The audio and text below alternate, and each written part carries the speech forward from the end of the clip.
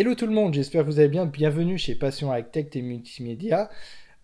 Aujourd'hui, on va parler encore d'un smartphone avec une grosse autonomie. Je ne sais pas si vous vous rappelez, le dernier vidéo que j'ai fait, j'ai parlé d'un smartphone qui avait une grosse autonomie, donc le Realme 7i, qui avait une batterie de 6000 mAh.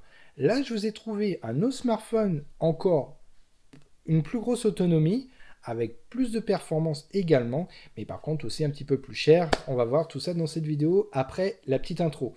Pour finir, j'espère qu'elle vous plaira. Merci à vous de me suivre à ma chaîne. C'est grâce à vous que la chaîne évolue et j'espère qu'elle évoluera de plus en plus en partageant la chaîne avec les nouveaux abonnés et tout. Merci de votre soutien. Lâchez vos commentaires, pouces bleus et on se voit tout de suite après l'intro. À toutes.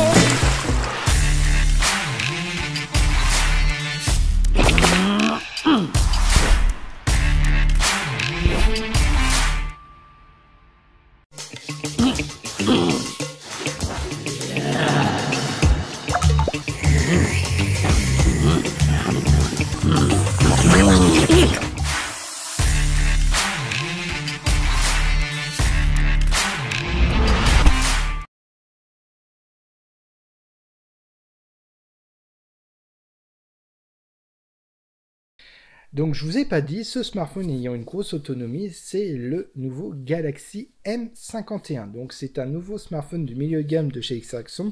Donc il est encore plus fort, comme je disais, le Realme 7i, avec une plus grosse autonomie, une plus grosse batterie donc. Mais par contre le prix est différent. Donc effectivement, si on rappelle les prix, nous étions sur le Realme 7i à moins de 170 €. Et là sur ce M51 de chez Samsung, nous sommes aux moins de 400 €. Donc c'est pas le même prix, mais par contre qui dit différence de prix dit donc effectivement meilleure performance. On va voir tout ça dans les caractéristiques et au niveau des différences, on va voir aussi au niveau de la qualité d'écran.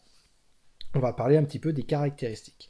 Au niveau des caractéristiques, nous sommes sur un écran Super AMOLED Full HD de 6,7 pouces, donc avec un très grand écran, donc pour le multimédia c'est parfait. Il y a un processeur Snapdragon 730G, donc parfait pour faire du jeu, donc renforcé au niveau pour faire des jeux, notamment à Fortnite et tout, donc vous êtes tranquille au niveau de ça, donc peut-être pas en haute résolution, mais vous pouvez y jouer quand même. Au niveau des RAM, nous sommes à 6 Go de RAM avec 128 Go de stockage, donc suffisamment pour bien faire tourner les applications et vous naviguer sur Internet avec Instagram, Facebook et j'en passe, et TikTok.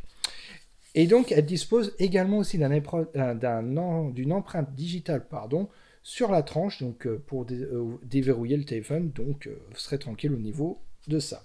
Au niveau photo, elle embarque 4 modules photo. Donc, il y a un capteur principal de 64 mégapixels, un ultra grand angle de 12 mégapixels et un macro et une profondeur de 5 mégapixels chacune.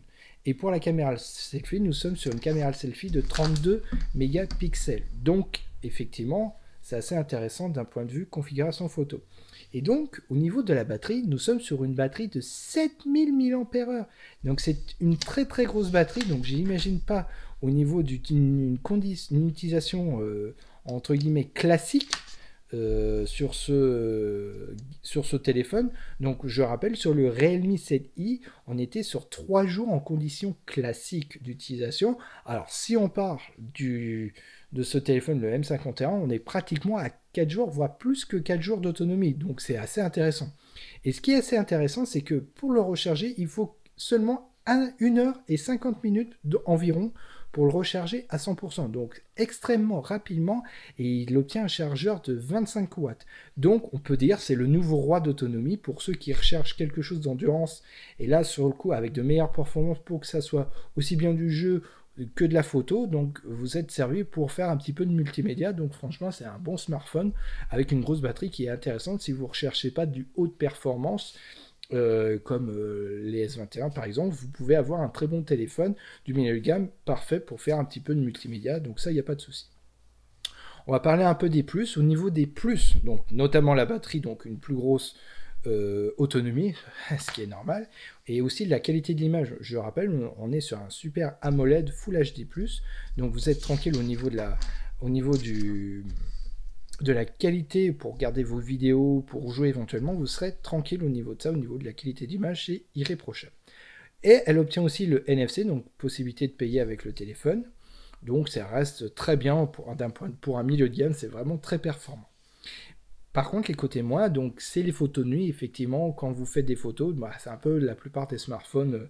Le petit souci quand on fait un petit peu des photos de nuit où la luminosité est basse, les photos sont un petit peu plus floutées et tout. Mais bon, sur un milieu de gamme, je suis pas surpris, mais ça fera de très bonnes photos aussi également. Le son est un petit peu dérisoire parce que si vous, des fois, il y aura des petits, voilà, mais pas tout le temps. Mais donc à savoir que le son ne sera pas un son stéréo de cette gamme de chez Samsung, mais suffisamment bonne pour regarder des vidéos, vous inquiétez pas.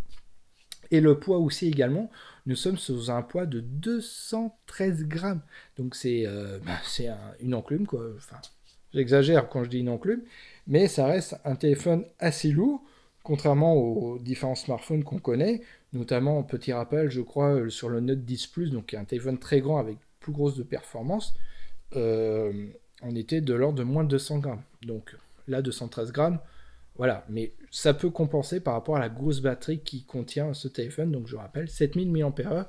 Donc on peut dire que ce téléphone est le nouveau roi de l'autonomie.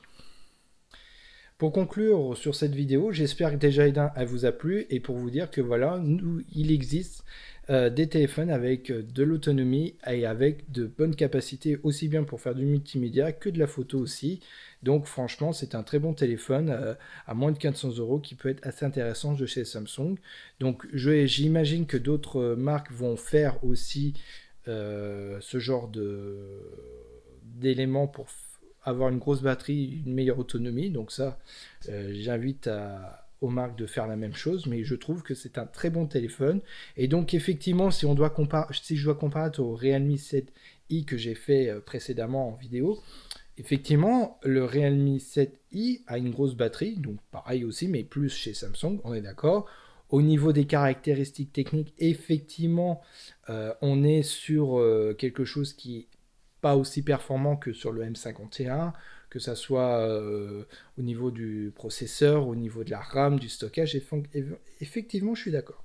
Mais par contre, ce qui joue là-dessus beaucoup, c'est que, et d'un, ils ont une très bonne configuration photo chacune, déjà et d'un, et de deux, c'est que elle est quand même à moins de 170 €, donc vous faites une économie de plus de 100 €. Donc après, en fonction des personnes qui ont ou pas les moyens, donc ceux qui ont des petits budgets, ils auront un téléphone avec une grosse autonomie malgré tout, mais pour faire un petit peu de multimédia aussi.